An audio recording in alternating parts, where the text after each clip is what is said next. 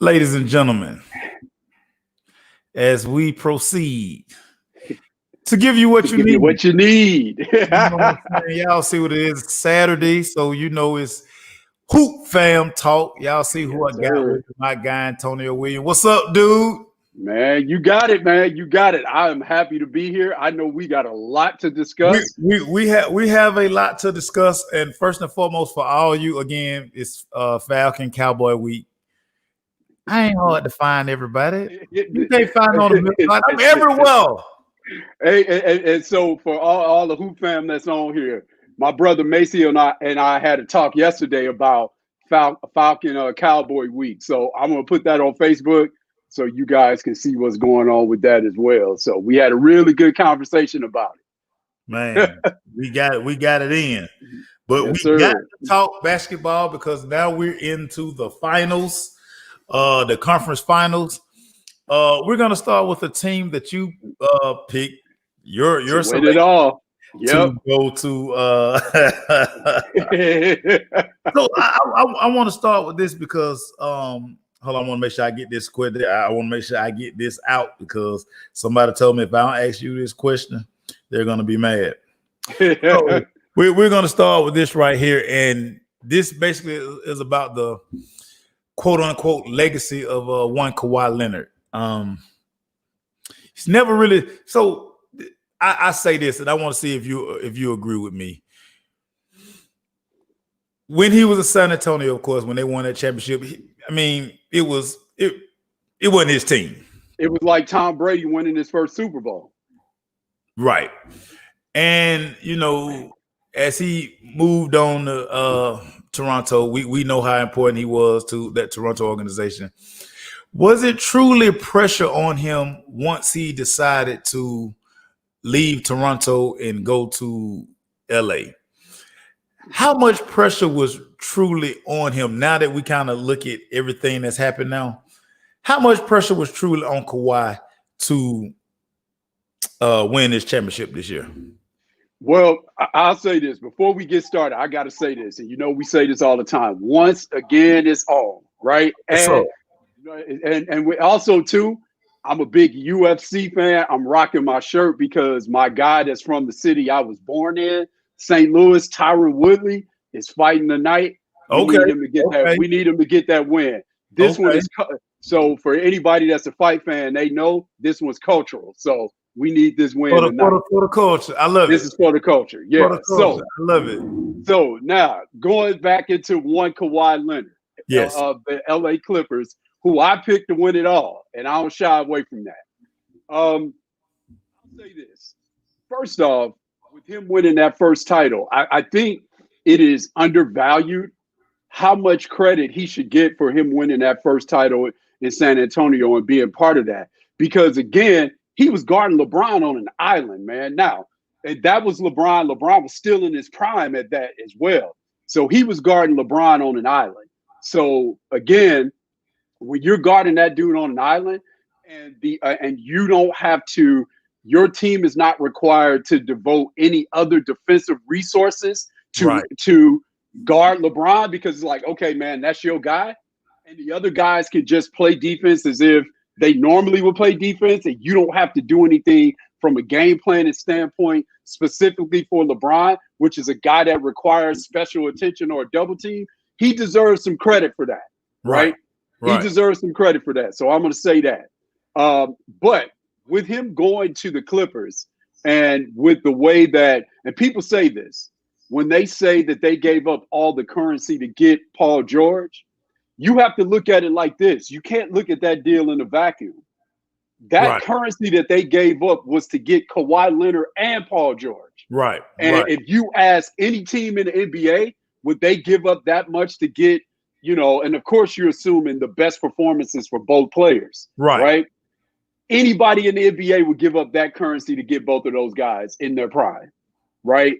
And so now when you go to LA, and do you put some pressure on yourself when you do that? You absolutely do, right? But at the same time, I also think too, when he went to Toronto, I don't think the intention was to ever stay in Toronto, right? I think the intention was to always get to LA. whether that was the Lakers or the Clippers, it was always to get to LA. That was the intention. And in fact, the Lakers just didn't give up the currency that they ultimately used to get Anthony Davis. They didn't surrender that to get Paul George or Kawhi Leonard, which is why neither one of them are with the Lakers. Right? Yeah. So yeah, does that put some pressure on yourself? Yes, it does. But I'll say this too, man. I think also too, in free agency, this guy handled his free agency a little bit differently because he was actually traded in his contract year, right? So he ultimately, the decision that he would have made was kind of stripped away from him somewhat because San Antonio was intent on getting something back for Kawhi. And you can't be mad at that, but that made his free agency a little bit different. So does that put a little more pressure on him? I guess so, yeah. But that pressure would have been on him regardless. After he went to Toronto and delivered on the title, that put more pressure on him. So I can say this as a player, and this is just how I'm wired, family. I love expectations. Love them. Right? Bring me all those facts. Bring me all those expectations. And the other thing is, since they lost, what we're seeing is a bunch of Clipper hate. Bring me all that too. Right? What did I say? I made it out of all of that. Like I ain't gonna be proud of that. So petty stuff you sticking to me. Give me all you got of that. No, I love it. I live for it, man. I live for it. Give me all you got of that. So yeah, he put some pressure on himself, but that's the pressure that you want, man. And I'll say this, to get into his performance in that game, and this leads to pressure, there are two things. One, I think people, when you start thinking about competing, right? People when people were saying, oh man, you need crowds to create pressure. Not necessarily. And we saw that with the Clippers in Game 7 against Denver. But for Kawhi, I don't necessarily think it was pressure. What I think it was he had his worst game in the playoffs at the worst time, right? That's when I look at it, that's what I think. And the reason why I say that is because in the last 3 games of this series, late in the game, and I'm talking about the latter stages, the Clippers had double-digit leads, right? Yeah. So it wasn't like this dude, and if you look at what he did in the playoffs, Maceo, this dude led his team in every statistical category. He did. Right? He did. In every category. He led them in everything.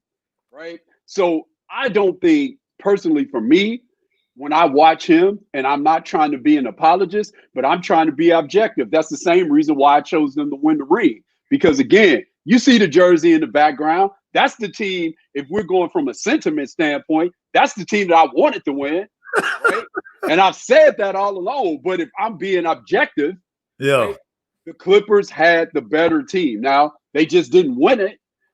And there were a couple things that I probably didn't give enough credence to when I picked them to win. But and one of the things is for sure, and I'm not trying to be an apologist for him, but this is factual.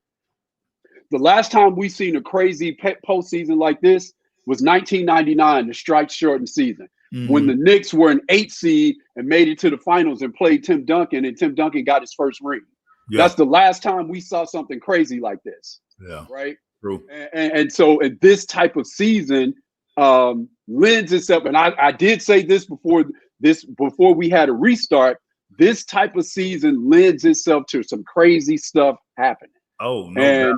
Right. And this is the stuff that we see. So I'm ready to answer a lot more about Kawhi and Paul George, man. Let's get to it, family. So Marlon wants to know, how much does ego play into the Clippers losing? And before you answer that, one of the things as the Clippers were finished off by Denver, a couple of things I just noticed. I went back and looked through like box scores, and Lou Williams did not have a good bubble season. He just didn't, you know. Right. The team just seemed so disjointed, and then you start hearing like all of the stories that come out, of course, Paul Pierce talked about how, I said Paul Pierce, Playoff P, excuse me. Paul George talked about how, the press down here. All of these things are coming out, and that's why I can't wait till the documentary come out about the bubble, because all of it, like it's probably just so much crazy stuff that we just don't know. And one of the things that you talked about when we started talking about the restart, which team can just get everything back together the fastest and can like block out whatever it is that you're used to doing. You talked about that a lot, because these guys are creatures of habit, and now we're taking them out of their element. Yeah. I think that has a lot to do with it. Again, crazy things happening because of how and then the other thing too is with the amount of time that we had off, that's essentially an off season. So guys that were rookies, guys that needed to shore up areas of their game, especially guys that are rookies. And that's part of the thing in Miami, rookies or young players. These guys essentially played an NBA season and had an entire offseason to get ready. That's what the continuation it was. It was literally 3 or 4 months off, which is what you see when a guy goes into his second season. So Tyler Hero, for example, is playing his second season in NBA, really. Right now. Right. So now you see these jumps for the guys that put in the work. You know what they say, man, what you do in the dark manifests itself. What you do, right, when nobody is watching is what happens when everybody is watching is a direct reflection of what you do when nobody's watching. Facts. Right? Big fact. And so that's a big part of it that you see that. So to answer Marlon's question with the Clippers, I think ego was a big part of it for them, because I think all of those guys knew and accepted their roles. The problem was, as you alluded to, Mace, a bunch of those guys that are dependent on in said role didn't perform up to their level. Yeah. And that's a Lou Williams, that's a Montrezl Harrell. And yes, they all had different things going on, right? And one of the things that I've been saying about this playoffs in particular, brother, is if you look at the 4 teams that are remaining, and let me ask you this before I go into that, are there any questions about Miami? Are we going to talk about Miami? We're going to get to that later, because it's somebody on this panel has been riding the Miami bandwagon since absolutely the jump back. But absolutely. This show is about you right now. People have questions. They don't want to hear that I'm right again. They don't want to hear. This is about you. Speaking of, and we want to stay with the Clippers because you got this question 3 times from 3 different people. Doc Rivers. How should we? Do you agree with the things that are being said about Doc? I don't. Okay. I don't. Okay. I don't. And here's why. Again, going back to what we're talking about with the Clippers, right? This playoff, what this is about in particular, especially since the Golden State Warriors, the juggernaut Golden State Warriors, I'm talking about not even the 73-9 one. I'm talking about the Kevin Durant Golden State Warriors, right? Because that's different than the 73-9 one. Right? That one with KD, that's a completely different animal, right? And so when you take Steph Curry, Klay Thompson, and the dude that I'm always tight about, KD, when you take them away from it, right? You take that collection away from it, and you take that type of perimeter horsepower away from this, what we are seeing now is essentially the return of traditional basketball, right? Big time point guard play, big time center play. Yeah. Right? That's what we're seeing now. And 3 of the 4 teams remaining in the bubble have big time point guard play, big time center play. And the one team that does not have big time point guard play and big time center play are the Boston Celtics. And they're down 2-0 right now. Right? Ooh. And so And so that when you look at that, right? So I'm taking that point and I'm going back to the Clippers. One of the things that really hurt the Clippers in that Denver series in particular, right? Montrezl Harrell and Lou Williams are the only duo in NBA history to average 18 points a game off the bench. Right. Right? In game 7, Montrezl had 20. That was like the first good game that he played. Yeah. Right? So I'm saying that for a reason, because the discrepancy in that series between Nikola Jokic, right, Zubac, and Montrezl Harrell is essentially one of the things that won that series for Denver. If you look at that pivot position and what Denver was getting versus what the Clippers weren't getting. Right. Right? Because again, spell this out again. Kawhi Leonard led them in every statistical category. That's including rebounding.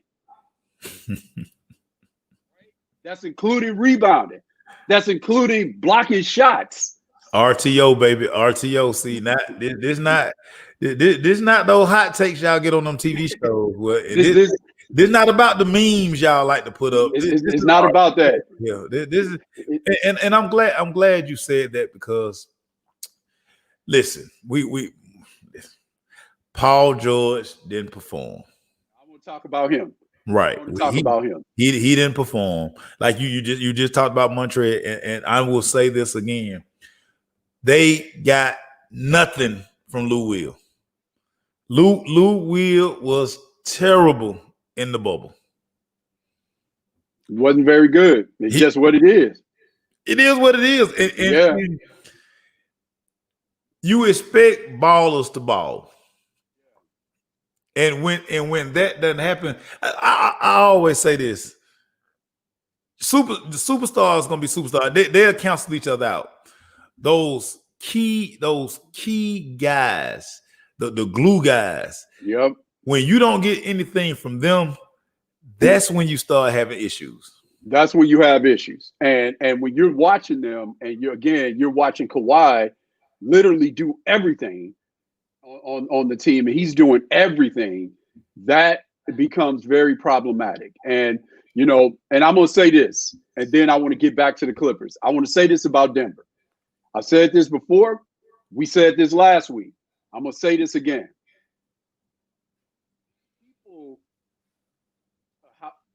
People, Mace, people that haven't stepped between the lines, or they don't have an appreciation for competition. You know what they say they say moral victories don't exist. Those people say, man, we don't want any moral victories. Again, what do we say, family? Real talk only. Hashtag RTO. Real talk. Let me tell you something, man. And we know this from being in between those lines. Moral victories exist. Moral victories help you. And let me spell like a mug. Like a mug. And you know who was the biggest beneficiary of that? And who I give him credit for staying aggressive? Jamal Murray. Because if you look at his stats, right? Look at his stats against the Clippers all year long. He has not played very well against the Clippers, right? Until game 6 and game 7. He hadn't played well. But what he did was, and I mentioned this before, and I'm going to say this again. I've said this on multiple platforms. Even though he didn't play very well, what he did was he remained aggressive. Remember this. He almost won a game, Mace, with a dunk. He tried to finish Kawhi at the rim. Yeah. He tried to finish him, right? Kawhi got him, but the point was he was continuing to be aggressive. And you know what happens when and what do we say, right? You can't have it both ways. And what I mean by that is this. You can't on one side say experience is the best teacher, and then on the other side say more victories don't exist. Yeah. Because if you're telling me experience is the best teacher, what you're telling me is failure teaches me. So I'm getting more victories out of my failures. Dude, you learn. That's what you're telling me. You learn more in losses than in any win. So this dude was and I'm saying this, Mace, because I've been, and I don't want to call anybody out, and I've said this before. This ain't about hot takes. I've been at games before in college scouting games when I was at Nike, and there was one player who was supposed to be a generational talent when he was coming through. I watched his very last college game, right? And this dude had 5 or 6 points, right? I don't have an issue with that. If you're supposed to be that dude and you have 5 or 6 points and you go 3 for 20, you just had a bad game, because that's happened to me before, Mace, where I've played, or it's happened to me where I've scouted. Look, and I'm going to get back to my point. I was at a game when I was scouting in the NBA for the league, not a team, for the league, when we were doing invites for Portsmouth and for the draft combine, where early in the season, I was in New York City at Madison Square Garden, and I scouted a game. And I watched the dude early in the season go 4 for 15 or 4 for 16 in the game. And again, we're scouting for Portsmouth, the top 60 or so seniors in the country. Right. And we were scouting for invites for the combine. I saw this particular player, and all I wrote on the report after this dude went 4 for 16, Mace, all I wrote on the report when I submitted it to the great Marty Blake and Ryan Blake, his son, who are in Atlanta, by the way. Mm-hmm. Submitted the report, and I literally wrote, I just watched the best player in the country. He is not coming to the combine. That's all I wrote. He was 4 for 16. And they said to me, he's 4 for 16. You know who that dude was? It was Kevin Durant. Right? Literally. Whoa. And I'm saying that for a reason. Because if you played this thing, Mason, if you've been there, I've been there defending dudes. Defense was a big part of my game. I was defensive player of the year, all that stuff, right? It was a big part of my game. Because defense was a big part for me, I matched up against dudes that always was guarding the other guy's best perimeter guy. Yeah. And there were times, Mace, where I'm in this dude, and he is just missing shots. And I know that. Yeah. Man, he got me on that. He's just missing shots. I ain't locked him down. I ain't locked him down. Facts. But real quick, to that point, and I'm glad you're saying that right now, because we've kind of become this social media.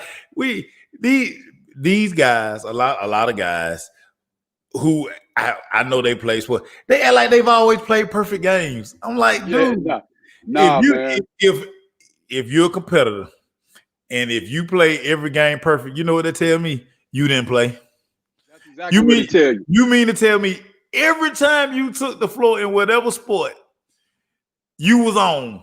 Boy, stop. Exactly right. Exactly right, man. It's just like, shout out to the great John Thompson, who was a huge influence on me, right?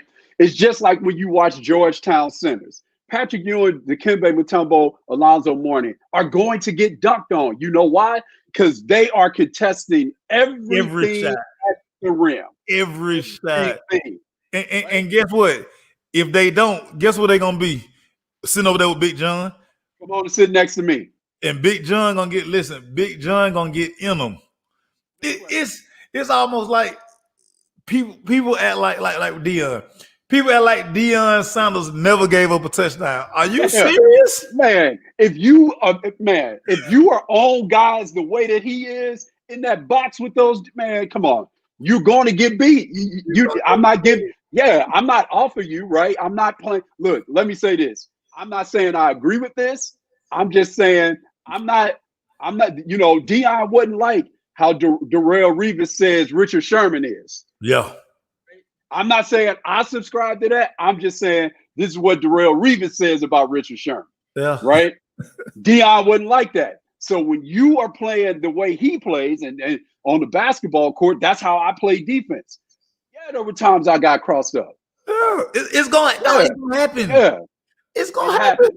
It happens. So again, there were times where I watched the dude who, on the other side of that, a prominent guy, I watched his very last game, and he had 6 points.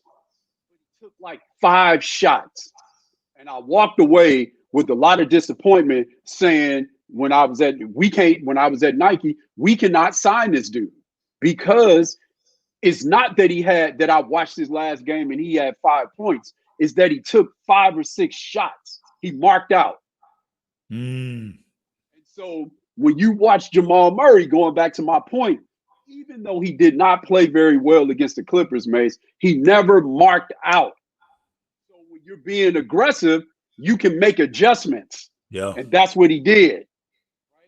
But if you're not being aggressive and you're playing passive, you don't know what to adjust on because you ain't even attempting anything. Right?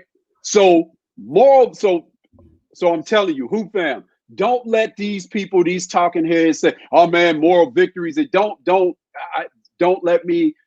let people persuade you to think that this stuff doesn't matter, because it absolutely does. Because you can't say on one end you got to get experience, and then on the other end say moral victories. You cannot have it both ways.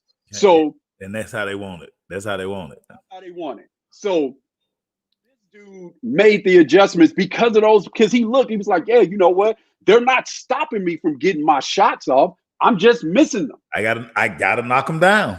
And he made adjustments, right? And he made adjustments. And so that was, he didn't, if you look at those games that they lost, it was 4 for 15, 5 for 16. It was, I can accept that. I can accept that. And people look at that and they'll look at a guy that does that, and immediately Joe Q Public Mace is like, man, why did he shoot 16 times? Because this team needs him to shoot 16 times for them to win. Right. Right? He can't clam up. He can't mark out. He can't do that. So he did that, made those adjustments. The rest is history. Then I guess talking about Paul George.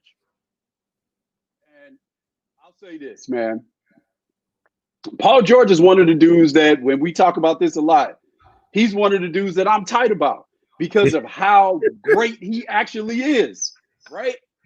It's amazing, man, how good this dude is, right? Gifted, dude. And, gifted. Man, gifted. Man, it's so amazing. Now, I was thinking about this when I was watching him, and not stylistically, right? But I'm just talking about in terms of the impact, the approach, etc. You know who Paul George is very similar to? Lamar Odom. In this regard. Versatile. And oftentimes with dudes, I used to say Antoine Walker was really good at this, right? You have a guy that can do everything. When they get in the gym, Mace, they work on everything. Yeah. So they don't become great at one particular thing, because they have to work on everything. Swiss Army knife, baby. Swiss Army knife. So sometimes it becomes overload, right? Because you can do everything. Work on everything. Antoine Walker was like this.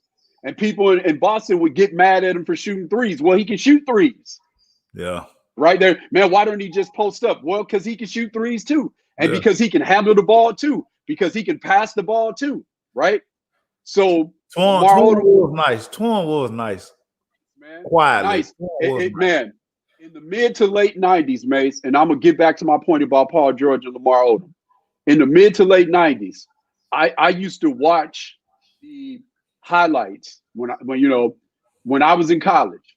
I would watch the highlights when I was playing mid to late 90s into the early 2000s. I would watch the highlights because I couldn't afford league pass on being I couldn't do that, right? Wow. So you watch it. So you remember when ESPN2 used to show NBA Tonight? Yeah. So I'm watching NBA Tonight every night to see the highlights, right? Yeah. And so we used to, as a team, my friends that were basketball nerds like me, that were my teammates, Mace, we used to have conversations on a nightly basis about who was the best power forward in the NBA, because it used to fluctuate. Is it Tim Duncan? Is it Rasheed Wallace? Is it Kevin Garnett? Is it Karl Malone? Is it Antoine Walker? Right? It used to, man, the power forwards back. Vin Baker was in the conversation, right? Like that position was the monster position in the league back then. It was, right? Yeah. It was the monster position in the league. Is it Jermaine O'Neal was in the conversation? Man, that position. It's a lot of dudes. A lot of dudes. Dude, that position was something else. So when you saw, and Antoine Walker again was in that.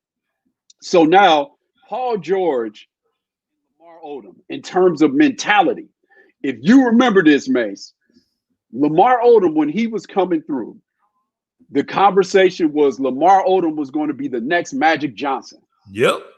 Big point right? guard. Big point Right? guard. He had them handles, that left hand handle. Because of everything he could do. Yeah. But here's the thing. Not everybody and we all say this, to whom much is given, much is required, right? All day long, baby. We say that all day long. But not everybody is wired like that. That's an incredible talent, right? Not everybody is wired like that. That's an incredible talent. And again, this and the epitome of this, again, no hot takes, Hoop Fam. Not saying anything incendiary about this. You know who's the epitome of this? One Shaquille O'Neal, right? Because you can have a real conversation, Mace, of whether or not he maxed out. That was the issue with him and Kobe. Yeah. No, Shaq didn't max out. He didn't max out. Not his mentality, right? And also, too, you know, from as much weight that, he was carrying everybody else in terms of defensive guys and then carrying his own weight up and down the floor. You know, maybe his body would have broken down if he worked out like Kobe. Who knows, right? Carrying all of that he had to carry. That's part of the reason why the descent was so quick for Shaq, because from a skill standpoint, he did not max out. No, definitely. But he's not wired like that. If Shaq had the mentality of Alonzo Mourning, Shaq would be the greatest player to ever play. Right? I like that. I agree. That's not everybody's mentality. That was not Lamar Odom's mentality. And we wanted him to be like that. We wanted him to be like Magic Johnson. And it wasn't him. It wasn't not him. Because even Magic, right? Like Magic smiled, Mace, but you know Magic's mentality. Killer. Yes. Killer. Yes. Right? Magic when Magic pointed money. Yeah. You know Magic's mentality, right? I'm gonna kill you. I'm gonna kill you. When the dude show up as a rookie, Mace, hitting dudes in the head because their hands ain't ready. As a rookie. Hey man. That's it. Michael Cooper told us a great story about you better keep your eyes on Magic, because if you don't, you're gonna mess around and get a concussion. There you go. And that's on you out. There you go. And that's on the team with Kareem on it. Right? With Kareem on the team, the greatest scorer that ever lived. With a sky hook. Some people say the greatest player that ever lived. Magic's like, nah, that's his mentality. That was never Lamar Odom's mentality. So with his talent, are you going to get those otherworldly games, Mace? Absolutely, you're going to get some of those. But because his mentality is the way it is, you know what? When you get those otherworldly games, you know what you're going to get? If you don't understand his mentality, you're going to go to him and want more from him. Go to him and want more, right? Not his mentality. You can make a case, Mace. Again, no hot takes, real talk. You can make a case that playing for the Lakers and playing with Kobe Bryant, and I'm gonna draw a parallel between Kobe and Kawhi. Playing with Kobe Bryant saved Lamar Odom's legacy. Playing with Kobe and then them acquiring, three things happened for Lamar Odom that saved his legacy. Playing with Kobe, acquiring Pau Gasol, the emergence of one Andrew Bynum saved Lamar Odom's legacy. Made him a champion, baby. L.O. Yes. L.O. Yes. Right? And so now because look, again, his talent alone, you can make a case in 2010 when Kobe got his fifth one, that they won Game 7 because of him. And Ron Artest. Yeah. What a squad. You can make a case that they won that fifth one because of him and Ron Artest. So you're going to get the great meta world peace. You're going to get those performances, right? But when he's on a team with Ron Artest, meta world peace, the great Kobe Bryant, Pau Gasol, and Andrew Bynum. You know what that allows LO to do, Mace? Do him. Freestyle, baby. Free. Ain't no pressure. There you go. Ain't no pressure. There you go. What option am I on right now? There you go. I'm Gucci. It saved his legacy. Now, Paul George has averaged more points a game than Lamar Odom. So I'm not saying they're the same in terms of their players, in terms of how they play the game, but that mentality and that thing where you got this talent, this guy is a top 5 talent, but his mentality is, I don't want to be the top 5 talent every single night. Yeah. It's the same. And there you have it. Absolute same. And there you have it. And does that make sense? It makes perfect sense. And it's funny. It's funny you say that, because you just kind of look at Paul George trajectory when he was in Indiana. I mean, it really came out of nowhere. He became this guy. Let me say this before you finish your point. I want to say this. That Indiana team was loaded. Go ahead, brother. and like, to your point, it allowed him to kind of grow his game, because they had nice pieces. When he went to OKC, that's Rusty team. I can ride shotgun, you know what I'm saying? Listen, the pressure on him first. Exactly. Transition to LA. Hey man, this Kawhi. Yeah. Everybody's not meant to be the alpha, and I think we put more on Paul George than he really wants, and I think that showed. I think that's one of the reasons he kind of talked about. Like, listen, I'm kind of in a dark place, because he not like that. To me, he just was. He's very nice, but am I gonna say I'm putting this in Paul George's hand? Paul George, carry us. It's not who he is. It's not who he is. I totally agree. And I'll say this, Mace. And again, I'm saying this as a scout. This was, and I wish my family, my cousin Rashad, who's the all-time leading scorer at our school, I wish he was on this, because he used to get mad at me for being unselfish, right? I'm gonna say this about Antoine Walker. I'm gonna say this about Paul George. I'm gonna say this about Lamar Odom. Sometimes when you see the game like they see it, they see too much. LeBron is like this sometimes. Kevin Garnett was like this when he was in Minnesota. People used to say this about him. When you see the game as well as they see the game, Mace, you know what you always going to do? Make the right basketball play.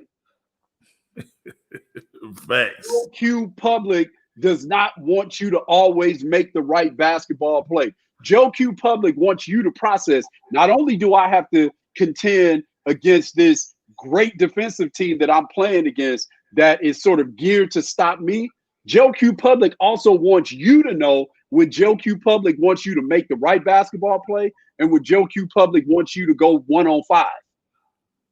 Yeah. They want you to know both. Right? That's what they want you to know, right? Because think about this with Kobe. Joe Q Public loves Kobe because Kobe has the mentality is I'm gonna win this no matter what, right? And then when he misses it, man, he should have passed the ball. Right? So that's the thing. When you are a dude that sees the game, you are wired to make the right basketball play. Right. That's what you wired to do. I know this as a point guard. So there were times where I had to go into vulture mode and like, all right, man, like I'm just getting ready to kill this dude, right? I saw my teammate passing. I'm literally up, Mace, about to shoot a jumper, a pull-up jumper. I saw my teammate cutting and I threw him the ball. Yeah. Right? So my guys had to learn to read my eyes. Right. Where they're like, man, I know if he goes up and he's looking all the way at the rim, he's going to shoot it. But if he goes up and if his eyes come down for a split second, if I'm open, he will jump up while he's about to shoot it and throw me the ball for a layup. That's how we're wired. See the game. That's how Paul George sees the game, right? That's how Lamar Odom sees the game. That's how LeBron sees the game. Again, Kevin Garnett used to be in this same situation when he was in Minnesota. He would make the right basketball play and people would get mad at him. Man, Because go yam that thing, KG. Exactly. Because remember this, when he won the MVP in 2003, people forget this. He led the team in assists. From the He four. led From the four. From the He four. led the team in assists, right? Speaks And think about this. He did it from the four, Mace, and he didn't do it in a way where he was like, you know, Kevin Garnett or LeBron, where we go small and we put really a guy that plays the three at the four. So he's getting the ball off the glass and bringing it up. He wasn't doing that. He led them in assists, playing the four in the half court. From the post. Right. From the post. So when you see the game like that, and I'm not trying to be an apologist, Hoop Fam, I'm just trying to give you this real talk. When you see the game like that, you will forever see the game like that. Yeah. And sometimes you will pass up some opportunities that people want you to force, right? And so that's how Paul George is. That's how Lamar Odom is. So when you're like that, you know, yeah, I'm gonna have my games where I'm chilling out, and then I'm gonna have some moments or some games where I'm just like, I'm in my groove. I'm in right, like, and I'm gonna give you 35 or 40, but you can't expect that every single night. Every night. And so I'm gonna say this too. About Kawhi and Kobe. I'm gonna say this. You know, if you look at Kawhi, what does Joe Q Public say, Mace, about these guys, especially now, showing emotion and things like this? And I'm going back a little bit, Hoop Fam, and I'm going to say this. The era of people starting to show emotion, UNLV really kind of started that. You remember when Larry Johnson, Moses Scurry, you remember them dudes used to get rebounds and scream? Ah! Yes, they would get rebounds and scream. Forget dunking on you. These dudes would get rebounds and scream. Wilding. Right? They started that stuff. Yeah. Yeah. That intimidation stuff, you know, which was, you know, before that, the great John Thompson in Georgetown with Patrick Ewing getting a goaltending in the national championship game on like 3 straight plays to start it, right? That's where we getting this stuff from. Right? With all of that emotion. Wild and screaming, that all came from there. And so Joe Q Public has come to not like that. Right? They like when Barry Sanders scored touchdowns, Mason didn't say anything. Hand about to the referee. They didn't like when your guy, what did the NFL do, Mace, when Emmett used to score? What did Emmett do when he scored a touchdown? Hey man, got on the knee. Gave about the referee. Remember when Emmett used to pop his helmet off after every quick. Mace, what rule do we have now? Oh yeah, take your helmet off. There you go. Right? Because Joe Q Public does not like emotion. Because and you know, and the real talk only, you know who that's an indictment on, Mace? Because we play with emotion. Right? Let's keep it all the way. All the time. Keep it all the way funky, right? All the time. They don't like when we play with emotion. Mace, what does in baseball? You're scaring people. There you go. What does Bryce Harper always complain about for the Phillies? Y'all don't let us play with emotion. Y'all don't let us play with emotion. No emotion. Right? No emotion. He always, there it is. So I say that for a reason. Because in last year in particularly, what does Joe Q Public praise Kawhi for?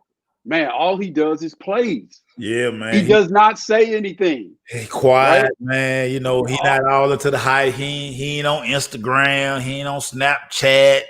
You know what I'm saying? He wasn't new. I mean, the dude wasn't New Balance, man. Come on. Exactly. So now you get people that are talking heads that say because he's so quiet, his game doesn't translate to everybody, man. It's like, come on, man. You got it both ways now. Having it both ways, right? This what we've allowed these people to do, man. Yeah. So again, one of the things that I praise Kawhi for is he's actually become a better playmaker now. He had triple doubles this year. Yeah. Yeah. So this dude does actually help people. And I'm going to tie this to Kobe because, Mace, especially during the first run of championships that Kobe played, that Kobe game with Shaq, what was the criticism of Kobe? Does not make other guys better. Don't make other guys better, man. Run the offense through Shaq. It's not your time. He doesn't make other guys better, which is a farce. Right? Which is a farce. Majorly. Man. So I say that again, man, to watch this and to watch Kawhi, like you can't have it both ways. You can't praise this dude for not talking. And then say, well, his game doesn't translate that. Wait, what do you want? You just said, oh man, all he does is goes out and just balls. Well, you know, that's what he does. And so and we good with that. And we good with that. So back to my point, and I'm gonna let this one go. Again, this isn't it. If you have a guy like that, if you want to blame something on the Clippers, look at the roster construction. Because if you look at their team, right? If you have a guy that's like that, you know your best guy is really, man, I just do my thing. This is what I do. If that's what you think, Mace, what do you think you need to combat that or massage that? Have a real point guard. Right. Have a real point guard. Have a dude that is, you know, and I can say this as a vocal guy, as a guy that was the barometer for my team. If your best player is not like that, look at and you know Paul George is not like that. Have a guy that this is our guy that controls the tempo, controls the game, is the real barometer for our team. Whether he scores 5 points or 20 points, we need a guy that's like this.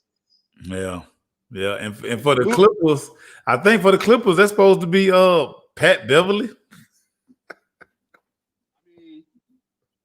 Right? Like, you need a guy that's like that. Right. Right. And this he ain't that. That's not, let me control the tempo, right? I'm going to control the game, and I can control the game and not score, right? They don't have a guy like that. No. Yeah. That controls the game. And because when Kawhi was in Toronto, Kyle Lowry controlled the game. Whether he scored 25 or not, Kyle Lowry controlled the game. And that was made evident in the closeout game when Toronto won the title last year. He controlled the game. Young seven. He controlled the game. 7. Right? He controlled the game when they won it. Yeah. So I say that. So if you know that, so going back to my point, again, controlling the game, whether you are the guy, especially when you look at their roster construction. Lou Will's not that type of guy. I'm just getting buckets. And that's it. That's what I do. That's right? it. Control the game. Whatever the addition, whatever the point guard is, have a guy that, whether he's a starter, whether he's a guy that we put in down the stretch, this is our dude that controls the game. And there you have it. Speaking of guys that you know, could talk about his emotion or non-emotion, Giannis is named back-to-back MVPs. I mean, we called it. I mean, not surprised. Yeah, I don't have an issue with it. Not surprised. You know, I don't like the story that they're trying to make this with LeBron. They say, you know, LeBron was pissed off because, I mean, everybody's a non-story, but it's a story because you know, LeBron said it. So I mean, you know, you guys got to cut it, man. Yeah, you guys got to cut it. It's amazing, and you and I talk about this all the time. And this is that have it both ways moment. Y'all want LeBron to do all of these things, and then when he lock in on basketball, LeBron should be da da da. But then when he goes start, his rants, social justice, I should just shut up and dribble. Hey man, you guys are y'all HE double hockey sticks, man. That's it, fam. What do you want? Can't, man. You can't please them. And with Giannis, I'm going to say this, right? People act like, Mace, with the MVP award, right? Yeah. People act like this is new, where the guy that's the best player in the world, I'm talking about the NBA MVP award. People act like this is new, where the guy that's the best player in the world doesn't get the award. People act like this is new. Dude. Right? Right? It's crazy. People act like this is new. And again, I can say this because, and I'm not saying this just because I wore the number, but it's facts, right? Mike was definitely the best player more than 5 times in his career. Of course. But right. This is what I always tell people, especially with the LeBron thing right now. Could you give LeBron the MVP every year? I mean, yeah, you probably could. You could make a case, but the media, this thing is about what's the best story. If we give it to LeBron every year, it's not a story. Matter of fact, y'all gonna hate the dude even more. There it is. There it is, right? There it is. You're gonna hate him even more. Facts. The story is, let's give it to somebody other than LeBron, because that's a story. LeBron MVP, then we're gonna say, well, hell, he the best player on the planet. There you go. Don't talk with Michael Jordan. So there you go. There you go. There you go. Have it both ways. It's spot on, man. And it's like, even when you look at Mace, Kobe and Shaq have 2 MVPs together. They each have 1. Come on, man. Come on. Like, yeah. And you can make a case that I can say this, and I mean this. This is no hot takes, but this is real. You can make a case that when LeBron won his first MVP, Kobe Bryant was still the best player in the world. Boy, stop making sense, Antonio. Will you stop making sense over here? Right? Like, will you stop making sense? Man, I'm gonna hang up on you, man. You making too much sense, man. You didn't hit us with no hot take, man. You killing me. You killing me. Right? Like B was still the best player in the world, man. Right? All that, man. Leave me alone. Right. And so, like, people, it's like you said, it's just something else to continue the narrative, continue the talk around the award, and all of those things. And I personally don't think and normally most of the time, what do we always say? And then other people always say the MVP should go to, how much? This is so cliche-ish. The MVP should go to the best player on the team that has the best record in the NBA. Well, that's Giannis.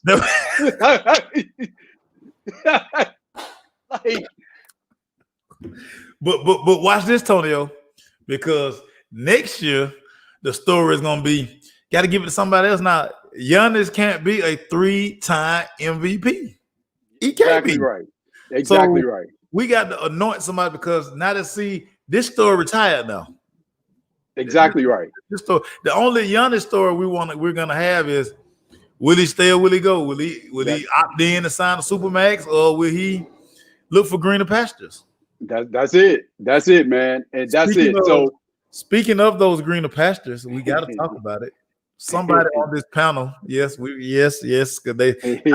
we're gonna get to it. Everybody, somebody just sent me the text like, "Hey, can you talk Miami Heat?" You right, we can talk Miami Heat. Somebody on this panel told y'all when this thing started back up, the Miami Heat, the best team in the bubble. Yeah. But before we get into all that, my question to you and the people want to know: are the Boston Celtics in trouble? I think the Boston Celtics, anytime you are down 2-0, you are in trouble. But I'm going to say this again, it's very similar to, of course, only thing that matters that wins is that you win. But when you deep dive and you look at this, Boston is very similar to the Clippers in this regard. Man, they have leads in these games, right? It's not as if, you know, the ball is tipped up. It's not like what we watched last night with the Lakers, where they just totally just, in game one at least, systematically took the Denver Nuggets apart. And the Nuggets were never truly in the game. Did they make some runs? Yeah, they did. But they were never truly in the game if you feel the energy of the game. Right. Right? Right. If you're in tune with the energy of the game, they were never really in the game. Yeah. Right? So the Celtics are taking leads in these games, double-digit leads sometimes in these games, in both of the games. Right? So one of the things, to your point, that and I say this, and I'm gonna say this again, I'm gonna go take Hoop Fan, we're going behind the curtain a little bit with Miami in scouting. But back to my original point, that's why I asked you earlier what we're gonna talk about the Heat. Because again, you right, we're gonna talk about no doubt. Because if you look at the Celtics, right? Look at the Celtics, the vast majority of playoff games that they have played in, that they won in the bubble, sure, Jason Tatum has played well. Sure, Jaylen Brown has played well. Sure, Marcus Smart has played well. You know who else has played well? Daniel Theis. Mm-hmm. When they win, Daniel Theis plays well. So going back again to what I'm saying about point guard play and center play, Kemba Walker has not been playing well. He actually played well in game 2. And when they got out to their lead, Kemba Walker was playing well. You know who else was playing well early? Daniel Theis. What happened in that third quarter? Bam took over. Bam took over. My guy. Bam took over, right? So Bam took over. They talked about this, how he had more dunks by himself than the Celtics had as a team. That's an indictment on Daniel Theis, right? And what I'm saying is, again, Jimmy Butler's playing very well, right? We know Bam Adebayo is playing well in the pivot, right? You know who else is playing well? Goran Dragic. Boy, you better give my boy some love. You better show my boy some love. Goran Dragic. So sure, Tyler Hero's playing well. Sure, Duncan Robinson's making shots, no question.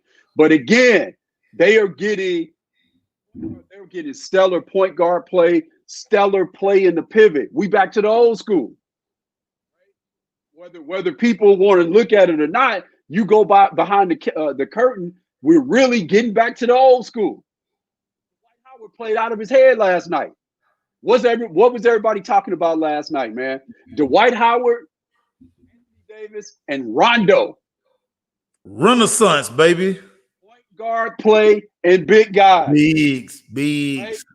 So, again, when you look at Daniel Theis, Bam Adebayo, right? Is Daniel Theis going to have, from a statistical standpoint, will his numbers be better than Bam Adebayo's in this series or ever? No, he's not as good of a player as Bam is. Right. But the discrepancy can't be so large.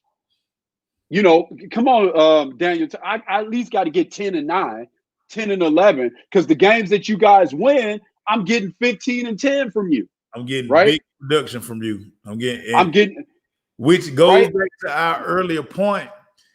Those other guys, those are the guys where the stars they gonna balance each other out. Who is that third, fourth, fifth guy? Because I can tell you from the Laker game last night, game 1, dude, KCP. Yes, he's playing. Something happened when the playoffs started. Something happened because those games leading up in the bubble, he didn't play well at all. Oh. He didn't play well at all. He didn't play well at all. Throw up. And something happened. And again, using myself as a point about Rondo, and then I'm gonna go back to what we were saying about the Celtics, and because I got a point about Bam. when LeBron and Rondo play together, right? Again, one of the things that we talked about that we talked about a lot, that I used to say early on before we even started. One of the issues with the Lakers when they play against really good teams, they can plus up on them defensively because they're so predictable, because they know that nothing starts until LeBron gets the ball. Nothing starts until LeBron gets the ball. And even when they would in the regular season play with, and even last year, the if you look at the numbers of the minutes that they would play LeBron and Rondo together, even last season, the numbers weren't very good when they played together. You know why? And this is using myself as a point, and if my college teammate who was on, he would tell you this. Part of the reason why it didn't work, Mace, is because Rondo wasn't playing as a scorer. Why is it working now when they play together? Because now the opposing defense is when they put them both on the floor together, they have to play both LeBron and Rondo as facilitators and scorers. So it takes the predictability out for the Lakers. All the way out. All the way out. So now they're not as predictable. That's why it's working, right? And so Rondo, again, whether he's getting big numbers as a scorer or not, he has to be a threat as a scorer. Think about this. When Jason Kidd, what did Jason Kidd turn himself into when he won his ring in Dallas? What did he turn himself into, Mace? What's the thing that he turned him? Finally became a shooter. There you go. He finally fixed the ugly jump. There you go. There you go. He's on the list for some of the, Jason Kidd is on the list for some of the most three-pointers made in NBA history. Yeah. Now, he's on the list now, right? And who would have thought that when you watched him going to the finals in 2003 and getting smoked by San Antonio, going to the finals in 2002 and getting smoked by the Lakers? Who would have thought that? They got the dog walked on by both teams, right? Yeah. And so, again, you have to be a scorer as well. They got to play you as both. Now, going back to what I'm saying about Bam, right? That discrepancy between him and Daniel Tice. The other thing about Bam, and this bleeds right into, Mace, what you're saying about the other guys doing things as well, right? The Celtics cannot win this series if Bam Adebayo, forget the points, forget the rebounds. If he's got 8, 9, 10, 11 assists, they're not winning this series. So the last question somebody had, and it's gonna be near and dear to your heart. It's gonna touch you a little bit because it's about a point guard. Yep. Where is Cardiac Kimber? Now, I'm gonna say this about Kemba Walker. One, I don't think he's right. I agree with that. Right? That's the first thing. He's not healthy. Now, he is a competitor. This dude is always, shout out to Mr. Maceo Hurd Sr. What does he say? Competitors compete. Dude, that's the motto, baby. Word to live by, man. If you don't do that part right there, man, get out of here? What are we talking about, right? So Kemba is going to compete. I don't think he's healthy. But a couple things I'm going to say about him, Mace. The first thing is, even with him not being healthy, if you look at in the Toronto series, if you look at even in this series, there have been critical stages down the stretch where Kemba would make a big shot. Kemba would make a shot. He would create something to make a shot, whether he's playing well or not, right? And so that's a testament to him being a competitor. You know what the second thing is? And I say this as a point guard. This is real talk only, Hoop fam. Especially when you go to college games, right? I get bored sometimes when I go to college games. You know why? Because, and I'm dating myself when I say this, Mace, there are certain things that we have made part of this game that they're so prevalent in this game that we have made certain fundamental skills. So, case in point, and I'm going to get to my point about Kemba. Case in point, when we call a guy stretch 4, right? Sometimes we make it, again, I said this before. People go, hey, man, I got a stretch 4, you got to see. Okay, is this dude like Kevin Garnett and Tim Duncan that can go down in the paint, play in the paint, and come out on the perimeter? Or is he allergic to the paint? Right? Is he a big guard? Is he a big guard? If he cotton foot, if he soft foot, if he cotton foot, fam, and you telling me he a stretch 4, nah, he ain't a stretch 4. Nah. Cotton foot. That's what you telling me. Yeah. Right? He's soft foot. The same with point guards and ball handlers. You go to a college game in particular, Mace, watch a possession. Watch how many ball screens are set. Right? What's that? Watch how many guys get the ball in their hands and do this. They literally they got the ball, they're holding it under them, and they point at a big and they point down to the floor for this dude to come and set a screen for him. Right? Of course. So you watch that. What that has done is taken the creativity out of basketball. It's created what we call straight line drivers. Dudes with Mace. Again, I wish some of my teammates were on here. When the shot clock was going down, when we needed it to play down the stretch, you know what the call was for me, Mace? Antonio, 1-4. Everybody run to the baseline, get the ball, make something happen. That meant that I had to be able to go laterally with the ball efficiently, man. I couldn't just be a straight line driver. Ain't nobody setting the screen for me. So it's me and this guy on an island. So I got to be able to move laterally with the ball, right? So now let's bring that to Kemba. Won 2 national championships with teams with less talent, but because they had guards that could dance with that thing. When Kemba was a senior, it was Kemba, right? It was Kemba, and it was Shabazz Napier. Dance with that thing. And so now, since we got so many straight line drivers, right? You know what that creates? Opposing defenses aren't used to seeing those dudes. So when they get in a tournament, because they ain't got them on their team, because everybody's setting ball screens, right? And then you saw this again when Shabazz Napier's senior year, when they beat Kentucky, right?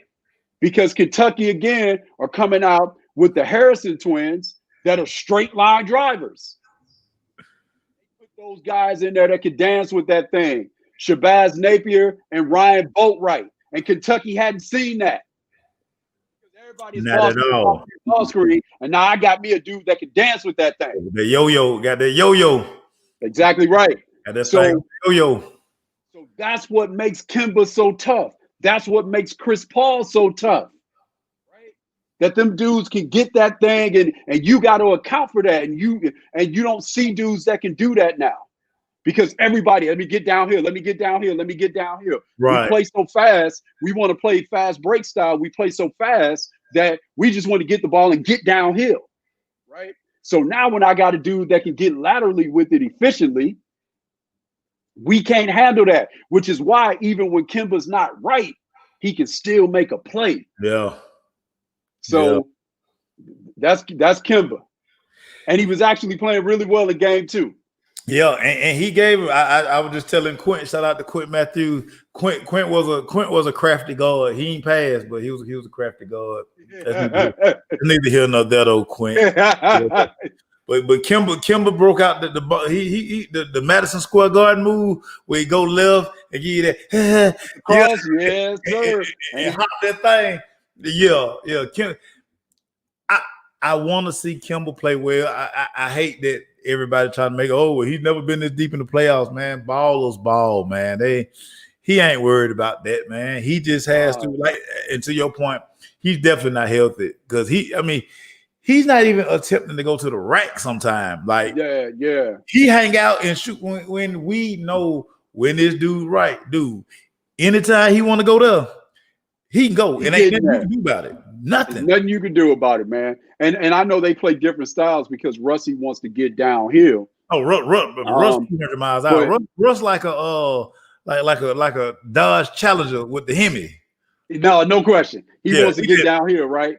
Yeah. So even though they play different styles, when people are looking at Houston and they had criticism for Russ in the OKC series and in the Lakers series, the other thing is Russell wasn't right. Russie was not right. Right? So I can tell you this, Hoop Fam, as a dude that had knee issues right toward the end from being on concrete, not knowing, we just out there playing. I didn't know anything about ice. I didn't do any of that, right? Didn't stretch. Let's just hoop. You on the concrete trying to finish. Look, Mace, I'm on the concrete trying to finish people, right? Like just crazy stuff, man. Just dumb, right? So I can tell you that, right? We just didn't know no better, man. We didn't know, not at all. We just want the ball, man. We just want the ball. We just want the ball. That's it. Just crazy. So I can tell you, you have those types of knee issues that Kemba and Russell Westbrook has. A few games doesn't get you right. Taking a few games off. The taking a few games off only allows you to come back to play hurt. That's all it does. Boy. It buys you time to come back to play hurt. That's all it does. That dude, if that ain't the gospel right there, man, because that's all you delaying the inevitable, dude. You are delaying the inevitable, man. Yeah, you'll need her. You know what you need? The off season. That's what you need. You need the off season. That's what you need. You're banged up, and no amount of medicine they give you or that shot or just whatever. Ice and stem, because I had it all, Mace. I've had it all. I wish some of my teammates were on here to tell you at the end what I had to do just to get ready for practices. I wish, man, I'm just taking games off. I mean, practices off just so I can play hurt. That's what I'm doing. Dude, it's incredible, man. Man, I'm just because the Heat balling, man. I'm waiting on the Amazon truck, man, to come through. I'm gonna have something special next week because I'm ready for it. This should be over. I think the Jimmy Buckets jersey. I think Amazon. It should arrive today, man. Hey, brother, always fun with this, man. Listen, this is crazy, man. Back to back, drop knowledge. Everybody, real talk, man. We ain't showing up with no cigar in our mouth and a goat mask. You know what I'm saying? We're not doing talking greasy about people, man. Man, talking real greasy on them R&B records, man. You know what I'm saying?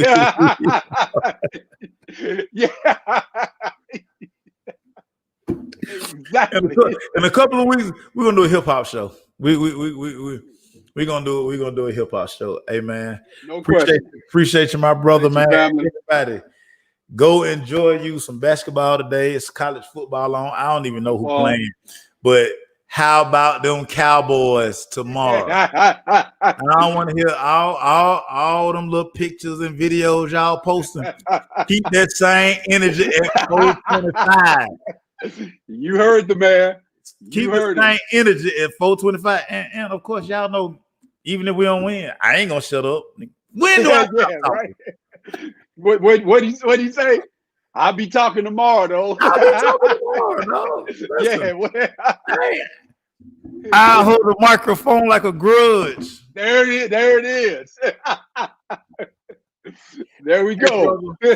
Have a good day, man. I'm gonna sir, you too, family. Put this TV on and probably check it out, but it's all good. No doubt. Yeah, that's what I'm probably gonna do too. Claiming I'm gonna watch some games. Hey, y'all. We enjoy y'all. See y'all next Friday and Saturday. Yes, sir. Oh, we gonna talk. Yeah, we gonna have a lot to talk about. We have a lot to talk about because the SEC jump off next week too. So, yes, sir. And the Miami Heat will be in the NBA Finals, everybody. But that's neither here nor there. Have a good day, my brother. All right, appreciate you, family. We gone, y'all. Yes, sir.